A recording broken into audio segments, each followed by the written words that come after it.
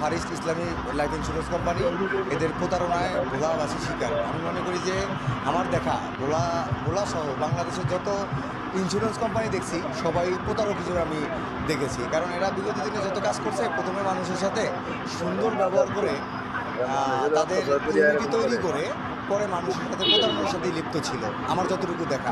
এখনো আজকে আমার এই জায়গায় আসার সুযোগ হয়েছে, কথা বলার সুযোগ হয়েছে। আমি যা দেখলাম মানুষের মাঝে খুব সহজভাবে মানুষের মধ্যে ঢুকে এই গরিব অসহায় মানুষের ছাড়া তাদের কোনো কাজ থাকে না। আমি আহ্বান করবো ভোলা শান্তি চাই, ভোলার মানুষ এই ইন্স্যুরেন্স থেকে কীভাবে মুক্তি পায় এই থেকে আমরা সবাই তৎপর হইতে হইব এবং আমরা সকলকে জানিয়ে দিতে হবে যে এবং আমি সরকারকে ইতিমধ্যে সবচেয়ে গুরুত্বপূর্ণ বিষয় জানাতে চাই সরকার কাছ থেকে অনুমোদন নিয়ে কিছু ইন্স্যুরেন্স কোম্পানি বিগত দিন প্রতারণা বাটপাড়ি সিটারি ছাড়া তাদের কোনো ন্যূনতম কাজ ছিল না, প্রথম ভালো ছিল। তা আমি বলবো এই